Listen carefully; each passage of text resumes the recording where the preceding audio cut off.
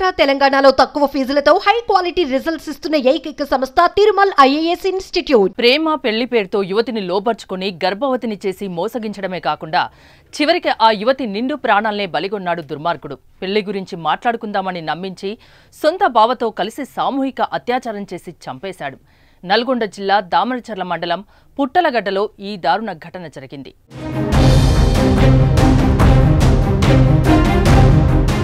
నల్గొండ జిల్లా పుట్టలగడ్డ తండాకు చెందిన రూపావత్ నాగునాయక్కి 2 ఏళ్ల క్రితం హైదరాబాద్లోని ఒక కళాశాలలో చదువుతున్న రోజుల్లో అదే మండలంలోని ఒక తండాకు చెందిన యువతితో ఏర్పడిన పరిచయం ప్రేమగా మారింది.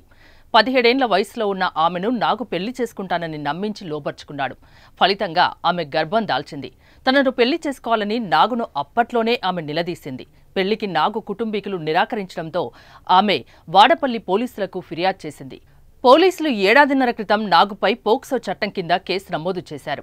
అప్పట్నుంచి ఆమెతో తరచూ ఫోన్లో మాట్లాడిన నాగు మేజర్ అయ్యాక తప్పకుండా పెళ్లి చేసుకుంటానని నమ్మించాడు. దీంతో ఆమె మరోసారి అతడికి దగ్గరై మళ్లీ గర్భం దాల్చింది. 2 సార్లు బలవంతంగా గర్భస్రావం చేయించాడు. తర్వాత నాగుకు ఆమె ఫోన్ చేసి మళ్లీ పెళ్లి విషయం ప్రస్తావించింది. అయితే ఆమె నెంబర్ని అతడు బ్లాక్ చేశాడు. దీంతో ఆ యువతి తాడోపేడో తేల్చుకునేందుకు ఈ నెల 14న పుట్టలగడ్డ తండాలోని ప్రియుడి ఇంటికి వెళ్ళింది.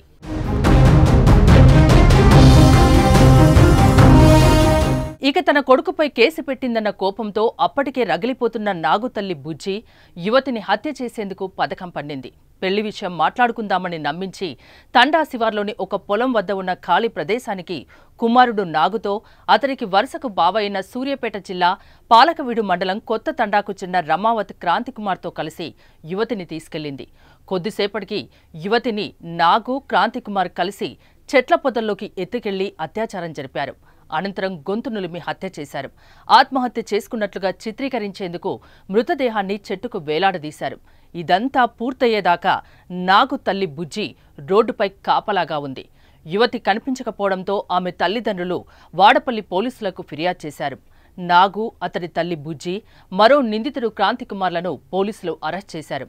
కాగా ఈ కేసులో 5గురు అనుమానితుల్ని పోలీసులు అదుపులోకి తీసుకుని విచారిస్తున్నామని డీఎస్పీ రాజశేఖర్ రాజు తెలిపారు. ఈ మధ్యకాలంలో ఈ అమ్మాయి అతన్ని పెళ్లి చేసుకోమని కోరటం, అతను దానికి నిరాకరించి అమ్మాయి ఫోన్ నెంబర్ బ్లాక్ లిస్ట్లో పెట్టి అమ్మాయిని కొంచెం ఇబ్బంది పెడుతుంది. ఈ క్రమంలోనే గతంలో ఈ అమ్మాయికి అతను కొన్ని టాబ్లెట్స్ ఇచ్చి ఒక 2 సార్లు ఎబార్షన్ కూడా చేయించడం జరిగింది.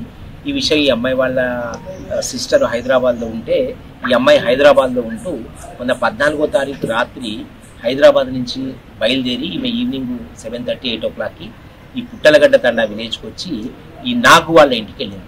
నాగు వాళ్ళ ఇంటి దగ్గర నాగు వాళ్ళ మదర్ అయిన ఎక్యూజుడు నాగు తల్లి బుజ్జి, ఈమె కూడా నిందితురాలు ఈ కేసులో, ఈమెను కలిసి కొడుకు గురించి ఇంకా నన్ను ఇబ్బంది పెడుతున్నాడని అడిగితే ఆమె తిట్టి ఇంట్లోంచి వెళ్ళగొట్టడం జరిగింది.